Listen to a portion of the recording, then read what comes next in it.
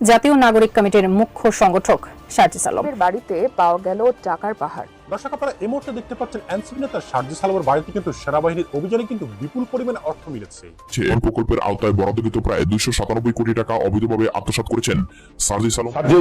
তোমরা কেউ মেসেজ ছিল একটা হোস্টেলে ছিল কে টিউশনি করে পড়তে, আজকে 5 কোটি 6 কোটি টাকার গাড়িতে। জানিয়ে দিব এই মাত্র পাওয়া ব্রেকিং নিউজ। এবার সার্জিস আলমের বাড়িতে তল্লাশি হয়েছে, সেখানে কি পাওয়া গিয়েছে জানিয়ে দিব সে বিষয়ে বিস্তারিত। সাথে সাথে আরো থাকছে এবার নতুন করে অর্থ পাচারের মামলায় কারা কারা ফেসে যাচ্ছেন, শুনলে অবাক হয়ে যাবেন।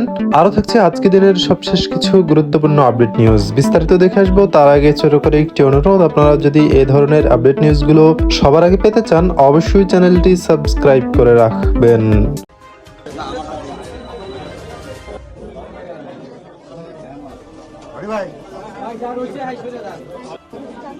জাতীয় নাগরিক পার্টির মুখ্য সমন্বয়ক সার্জিস আলমের বিরুদ্ধে রাষ্ট্রীয় অর্থ আত্মসাতের অভিযোগে আগামী 24 ঘন্টার মধ্যে গ্রেফতারের নির্দেশ দিয়েছে দেশটির সেনাপ্রধান জেনারেল ওয়াকারুজ্জামান।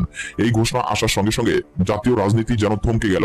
সেনাবাহিনী কর্তৃক প্রকাশিত প্রাথমিক তদন্ত প্রতিবেদনে বলা হয়েছে, বিগত 3 বছরে বিভিন্ন অবকাঠামোগত উন্নয়ন প্রকল্পের আওতায় বরাদ্দকৃত প্রায় 297 কোটি টাকা অবৈধভাবে আত্মসাৎ করেছেন সার্জিস আলম ও তার ঘনিষ্ঠ বাণিজ্যিক অংশীদারগণ।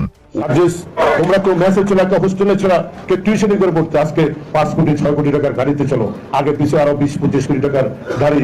যিনি 500 টাকার পাঞ্জাবি পরতেন উনি 30,000 টাকার পাঞ্জাবি পরেন, 50,000 টাকার জুতো পরেন, 10-12 লাখ টাকার ঘড়ি পরেন। আপনাদের চেহারা যে রোশনাই, এই রোশনাই তো আমরা 17 বছর আন্দোলন সংগ্রাম করলাম। আর আপনাদের এই দিনে চেহারাগুলো, আপনাদের উপদেষ্টাদের একজন এপ্রিল যদি 300-400 কোটি টাকার মালিক হয়, শেখ হাসিনা দুঃখ হাসতে হাসতে বলেছেন আমার একটা পিয়ন আছে জাহাঙ্গীর, সে 400 কোটি টাকার মালিক। আর সেটা তো 17 বছর লাগছে। আর আপনার কয়েক মাসের মধ্যে আপনাদের পিয়েরা যদি 400-500 কোটি টাকার মালিক হয়ে যায়, তাহলে আপনাদের অ্যাকাউন্টে কত টাকা গিয়েছে? আপনাকে সচিবালয় বৈষম্য বিরোধী আন্দোলনের নাম বলে সচিবদের ফোর্স করেন, বিভিন্ন ট্রান্সফারের ফোর্স করেন, বিভিন্ন টেন্ডারের জন্য ফোর্স করেন। এগুলো মানুষ জানে। আগামী দিনে আপনাদের আমলটা বের হবে। আমি কেয়ারটেকার সরকারের প্রধান, সরকারের প্রধান ইউনূস সাহেবকে বলতে চাই, আপনারা অনেকে সেনাবাহিনী নিয়ে কথাবার্তা বলেন। এই বাংলাদেশের সেনাবাহিনী হচ্ছে মুক্তিযুদ্ধের তৈরি সেনাবাহিনী। এটা অন্য কোনো দেশের সেনাবাহিনীর সাথে কোনো তুলনা নেই। সার্জিস এবং হাসনাত আব্দুল্লাহ তাদের বিচার হওয়া উচিত, খুব কঠিন বিচার, এবং এটা হবে, এটাই আমরা চাচ্ছি। এদের জন্য সেই ফাঁসি যথার্থ কার্যকর বা যথার্থ না, এর চাইতেও আরো কঠিন কি শাস্তি হতে পারে গবেষক থেকে বের করতে হবে। আজকে দেখলাম চিলড্রেন পার্টির লোকজন আজকে তারা বিনিময় চাচ্ছে, তারা কথায় কথা বলে তারা আন্দোলন সংগ্রাম করেছে। তোমরা একদিন হারুনের হোটেলে গিয়েই দেখলাম ভেবা চাপা দিয়ে মোটামুটি আন্দোলন প্রত্যাহার করলা। শেখ হাসিনার কথায় সার্জিস এবং হাসনাত আব্দুল্লাহ তারা বললো যে কাউকে সুযোগ দেওয়া যাবে না, আমরা হলে কোঠা আন্দোলন করতেছি, এখানে এক দফা আন্দোলন আমাদের না। এতে ভয় পেয়ে গেলাম। আজকে অনেকগুলো দল নিবন্ধন চাচ্ছেন, সেই নিবন্ধনের একটি দল মার্কাও চেয়েছেন শাপলা। আমি অবাক হই, এরা কি রাষ্ট্র চাচ্ছে, রাষ্ট্র ক্ষমতা চাচ্ছে? তারা কি সরকার গঠন করতে চাচ্ছে? এই রাষ্ট্র এই ফ্যাসিস্ট হাসিনার মতো চালাইতে চাচ্ছে? আমি কালকে এই সাক্ষাৎকারটা পুরো দেখলাম এবং টিভি চ্যানেলে বিভিন্ন নিউজ দেখলাম। এনসিপি বলেছে যে তাদের 1 নম্বরে পছন্দ হয়েছে শাপলা, এবং শাপলা পাবে, যেটা একটা রাষ্ট্রীয় প্রতীক এবং জাতীয় প্রতীক, আবার রাষ্ট্রের জাতীয় ফুল, আবার রাষ্ট্রীয় প্রতীক। আমাদের বাংলাদেশের রাষ্ট্রের মনোগ্রাম হচ্ছে শাপলা। সেই শাপলাকে যদি কেউ দলীয়করণ করে দলে নিতে চায়, এর চাইতে লজ্জাজনক কিছু থাকতে পারে না। এরপরে আমি এটা সাথে সাথে বলবো যে নির্বাচন কমিশন আপনারা দায়িত্বে, যদি ডক্টর মোহাম্মদ ইউনূস আপনাদেরকে কোনো ইঙ্গিত দেয়, আমার মনে হচ্ছে না দিবে না, এই মার্কাকে কোনোভাবে কাউকে দেওয়া যাবে না। এরপরে দেখলাম তাদের একজন লোক নাসিরউদ্দিন পাটোয়ারি, সে বলল যে আগামীতে আমরা সরকার গঠন করব, 300 আসন আমরা পাবে। বাহ, কি কথা! এই কথা কি কেউ বলতে পারে? আপনি বলতে পারেন যে যারা আপনার মনে করেন যে ইতিমধ্যে হয়তো 30-35 জনের এমপি প্রার্থী নির্বাচিত করতে পারতেছে না যে কাকে দিবে, তারা 300 আসন পাবে, সরকার গঠন করবে, তাদের দেশের যে প্রতীক বাংলাদেশকে যারা চিনে, যে এটা দিয়ে সেই প্রতীক শাপলা প্রতীক তাদেরকে দিতে হবে। আমি অবাক হই, হতবাক হই। এরা নাকি আন্দোলন করেছে ন্যায়ের পক্ষে।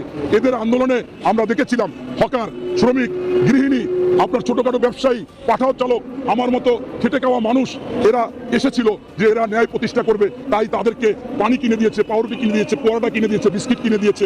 তারা চেয়েছিল দেশে বাজার দর নিয়ন্ত্রণ হবে, সুশাসন থাকবে, সুনীতি থাকবে, সুবিচার থাকবে, দুর্নীতি থাকবে না, ঘুষ থাকবে না, আইন শৃঙ্খলা বাহিনী যথার্থ কাজ করবে। আর আজকে দেখি সেই সমস্ত জায়গায় এরা বসেই আপনার এই কাজগুলো করতেছে। আপনারা দেখেছিলেন যে বাংলাদেশে 1952 সালে ভাষা আন্দোলন করেছে, অনেকে পঙ্গু হয়েছিল, শহীদ হয়েছিল, বিনিময় কিছু চাইনি। আপনারা 71 সালে অঞ্চলে দেখেছেন স্বাধীনতার ঘোষণা দিয়ে একজন মেজর সেই জিয়াউর রহমান স্বাধীন হওয়ার পর ব্যারাকে ফিরে গেছে। স্বাধীন বাংলাদেশের যিনি রাষ্ট্রপতি ছিলেন সর্বোচ্চ খেতাব বীরুত্তম খেতাব দিয়েছেন। ওই সময় 30 লক্ষ লোক শহীদ হয়েছে, পঙ্গু হয়েছে, আহত হয়েছে, তারাও কিন্তু বিনিময় কিছু আমরা আন্দোলনে করেছি, আমরাও কিন্তু চাইনি। আজকে দেখলাম চিলড্রেন পার্টির লোকজন আজকে তারা বিনিময় চাচ্ছে, তারা কথায় কথায় বলে তারা আন্দোলন সংগ্রাম করেছে। বাবারা, তোমরা কয়টা মামলা খেয়েছো, তোমরা কয়টা গুলিবিদ্ধ হয়েছো, তোমাকে কয়দিন রিমান্ডে নিয়েছে, তোমাদের কয়দিন সেই আয়না করে নিয়েছে, ডিজিএফআই নিয়েছে, তোমরা একদিন হারুনের হোটেলে গিয়েই দেখলাম ভেবাচাপা দিয়ে মোটামুটি আন্দোলন প্রত্যাহার করলা। আর এর আগে একবার শেখ হাসিনার কথায় সারজিৎ এবং হাসনাত আব্দুল্লাহ তারা বললো যে কাউকে সুযোগ নেওয়া দেওয়া যাবে না, আমরা হলে কোঠা আন্দোলন করতেছি, এখানে এক দফা আন্দোলন আমাদের না।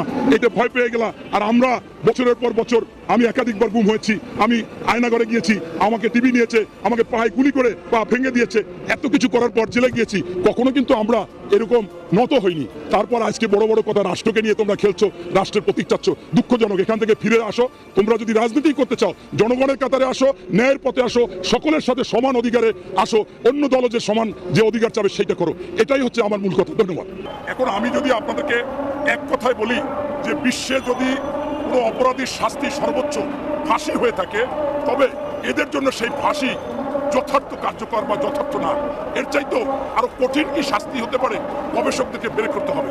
তবে আমি মনে করি এমন একটা শাস্তি হওয়া উচিত, এদের ফাঁসি হবে তবে ওপেন কোনো স্টেডিয়ামে তাদেরকে এমনভাবে ফাঁসি দেওয়া হবে যে জনগণ তাদেরকে দেখবে, এবং সেখানে ওই ইসলামিক কান্ট্রি বা অন্য অনেক কান্ট্রিতে আছে যে তাদেরকে থুতু নিক্ষেপ করে, তাদের ঢিলা ছোড়ে, তাদের পাথর ছোড়ে, এই কাজগুলো করে তাকে ফাঁসি দেওয়া উচিত। এরকম একটা কঠিন ব্যাপারে যাওয়া উচিত, কারণ এরা হচ্ছে আমাদের বাংলাদেশের রাষ্ট্র, ভোটের কাঠামো, এই নির্বাচন পদ্ধতি এগুলোকে ধ্বংস করে দিয়েছে।